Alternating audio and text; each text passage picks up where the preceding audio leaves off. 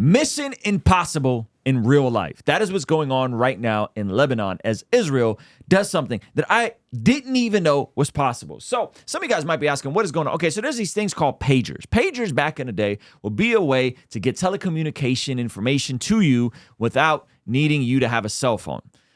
I had one back in the 90s. That's when they were popular. And then the invention of cell phones and smartphones, and no one really has pagers except doctors. I don't know why doctors have them, but apparently doctors will have them, and you'll basically get a little notification from a phone number or some sort of code. Back in the day, we used to send 143, you send 911, like, yo, hit me right away, 911 with the phone number. And so you'd get a little beep, beep, beep, beep, and then you'd grab the pager, you'd go, and you'd find a payphone or you'd find someone's phone in their home and call whoever's number is. Sometimes you'd know the number, sometimes you wouldn't know the number. Well, apparently, outside of doctors, the folks who are also using these pagers or beepers are also folks from the Lebanon region of the world that go by Hezbollah.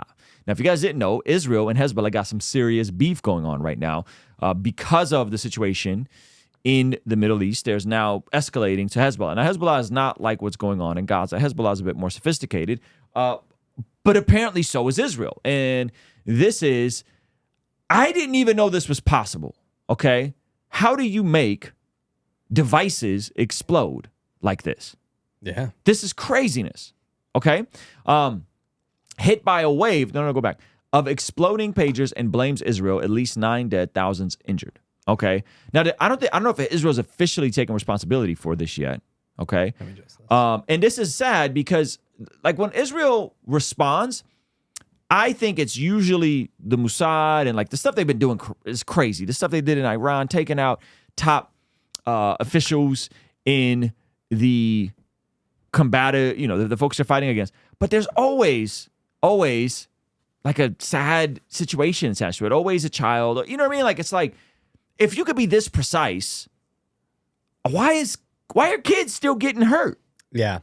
Well, I would like to note that Hezbollah moved to pagers due to concerns of cybersecurity risks. So this was actually their safety model to get off the grid a little bit. Interesting. So this is kind of crazy.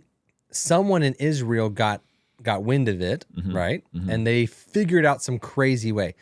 If you think about it, though, it's kind of a chaotic way to attack somebody.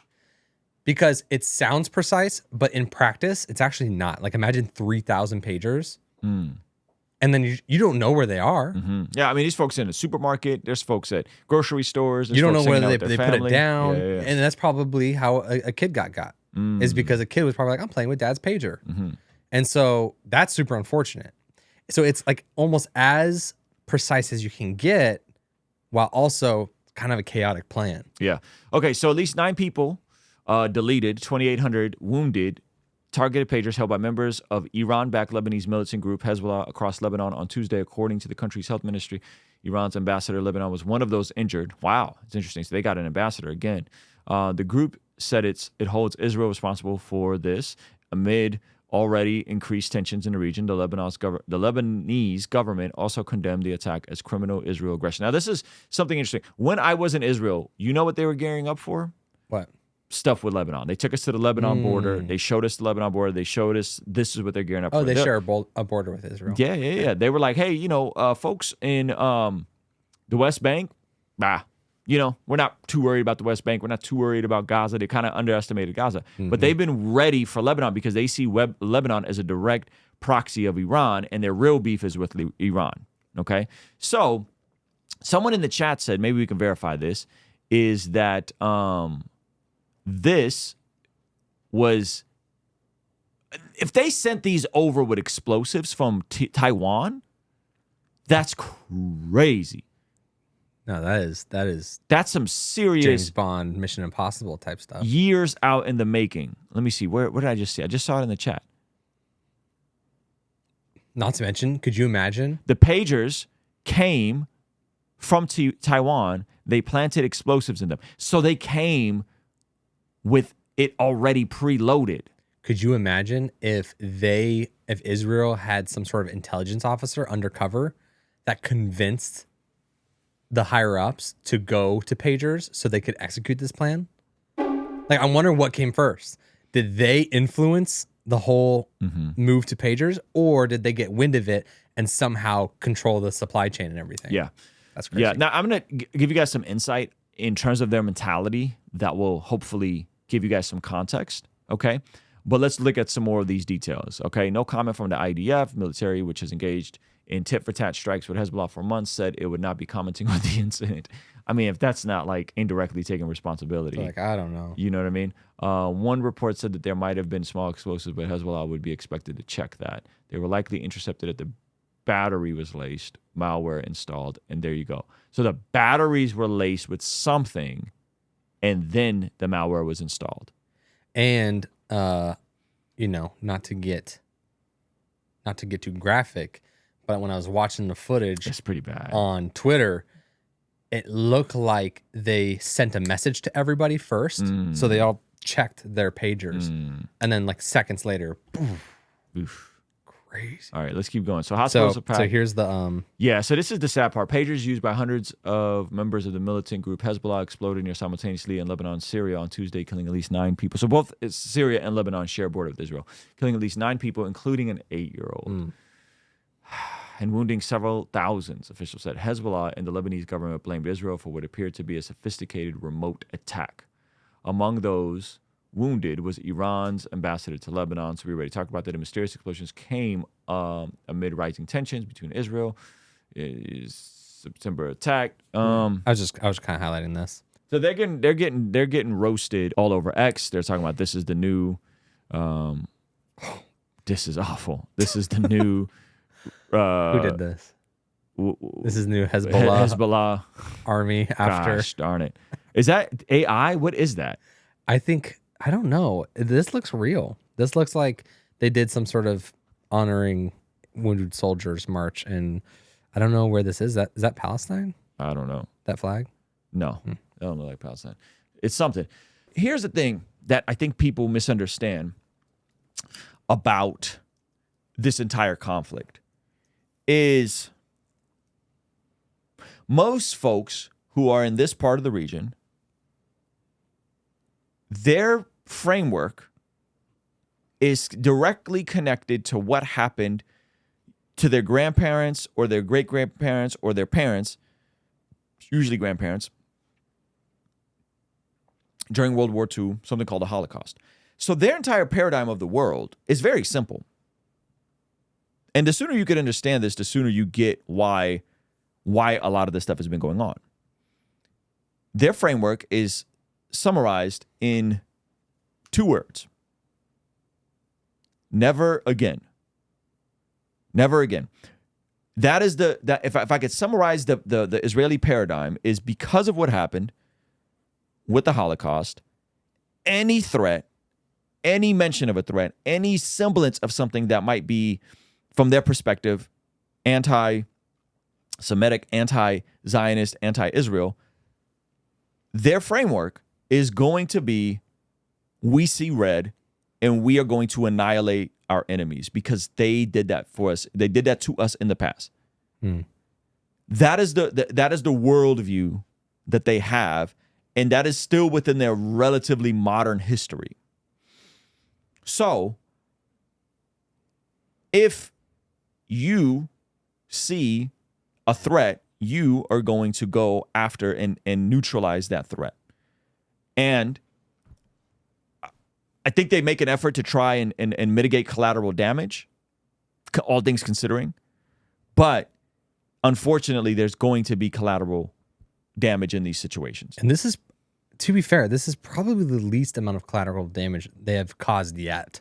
That's true. So if we're talking about like scaling it down, this is probably less collateral damage than if they were to go in there physically and clear this town one by one. Yeah. There'd probably be more civilians deleted if they did what everyone says they should do, which was go in physically and clear rooms. Yeah. And some people will say 2 wrongs don't make a right. But to Zach's point, in the context of war, in the context of your ability to exist is being threatened. these folks don't think you have a right to exist as a nation. Yeah. And there's not a lot of places for you to exist. Meaning that a lot of places in these parts of the world, you look at places like Morocco and all that kind of stuff, you and your ancestors have been pushed out of most places in the world. The Holocaust is just the most memorable one. So I think people don't quite understand like the paradigm that the Israeli people are viewing the world from. Never again is real to them. So instead of being passive, instead of being compliant, they're going after it. And so people will get like weird and upset about these sorts of things. But I was having a conversation with a family member of mine. I think I told you about this. And he was talking about, how wrong they are and how all this stuff. And I'm just kind of like, we're both Armenian. I was like, hey man, like if Armenians can retake their historic homeland, you don't think they would do it? If Armenians had the same allegiance with the West, and the same backing, you don't think we'd go into parts of Turkey and parts of Azerbaijan and take back our home? You don't think that would happen? And he's like, well, I don't think anyone should. I was like, okay. I'm not saying it should. I'm just saying you would. Yeah. Generally speaking, if you had the might, you just might go in there and take back stuff. Yeah. And I don't think people understand this about Israel. So it's like you can make Zionism this boogeyman. You can say that they're not as precise as they can be. But if you consider all wars within the last 100 years, it's actually, relatively speaking, to the last 100 years, the least amount of per capita civilians that are getting taken out. Now, any civilians getting taken out is awful. Any children getting taken out is awful. It's all awful. War is hell. That's the reality. But I think people want to judge them on a curve because these folks tend to be so prosperous. Yeah. They don't know Jesus, yet they're prosperous. Some of them are atheists, but because of the principles of God from the Proverbs and from the Ecclesiastes and from the cultural lens that they see business, finance prospering through, they end up crushing in anything they enter, whether that's law, whether that's the music industry, any business venture they enter. And so it's like people see this disproportionate amount of people that are successful and influential. And so, it has to be bad. They have to be the bad guys. They have to be the puppet masters. They have to be the people that are pulling the strings on a world. And that's a very low level of critical thinking regarding this demographic of people. It's a small percentage of people, globally speaking. I think it's only like 1% of the population, but they have a ton of influence. Why is that? Well, because of their values and because of their culture, and because God's gifts are without repentance. Even when you remove the God of the Bible, yet you keep operating his ways, you are going to see success. Yeah. Right? I also found this. This right here is a pager that was on a desk. So this is kind of the kind of damage it was doing on a non-human subject. It blew through a couple drawers here, as you can see. I think there's a hole here. Then there's a hole, obviously a hole there. So these were pretty strong little guys. Yeah. They had built in. Yeah. And someone said, and I'm not sure about a disproportionate amount. I just mean in terms of like, there are Jewish people crushing it in law. There are Jewish people crushing it in banking. There are Jewish people crushing it in media. They tend to do better financially. They tend to keep their dollar within their community more, right? That's a reality. I'm saying it's because of the principles of God. Now, someone asked me, what is your heart towards the Palestinian perspective? My heart towards the Palestinian perspective is they have one of the worst hands dealt to them historically. These are folks that, genetically speaking, are probably closer to Israeli, to modern Israelis. Genetically speaking, they have been. They were told by their leaders to act in a way that was stupid, respectively speaking. The people were offered citizenship by Israel, rejected any cooperation, and then lost the land. And now we're dealing with 2-3 generations later that have been just indoctrinated to hate Israel.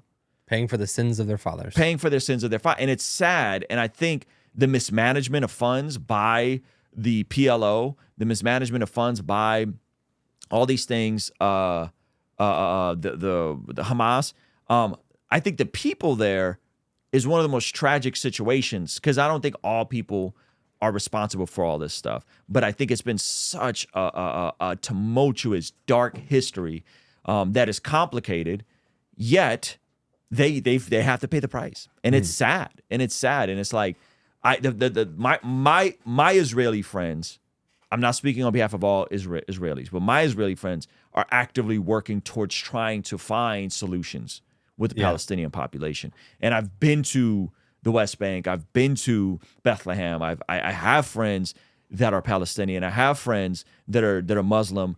And it sucks, man. And they're hardened. Like, they're hardened because of the history. Yeah. And it's just a messy situation. And so, yes, absolutely, Jesus loves Palestinians. There's Palestinian Christians. There's Palestinian Christians in Gaza that lost their lives to no fault of their own. They couldn't get out. They had nowhere to go. Yeah. Right? But this is the realities of war. And we think these things are unique because we're looking at it from a Western paradigm. They're not unique. This is how the world has been for the majority of history. The majority of civilization has been hell. It's been tribe versus tribe, people versus people, oftentimes people that look the same, genetically look the same. And if you've ever been to Israel, this notion that it's like white Jews from Poland, it's not. Most Jews look like Palestinians. They're indistinguishable. Yeah. They are Middle Eastern looking. They have darker skin tone. And so it's really sad what's going on there, and I hope it gets resolved. But as someone that's like, wow, I can't believe Israel pulled this off. This is them putting out their bravado and saying, chill. Yeah. Y'all keep playing with us. Don't do it. We can get creative. We will turn up.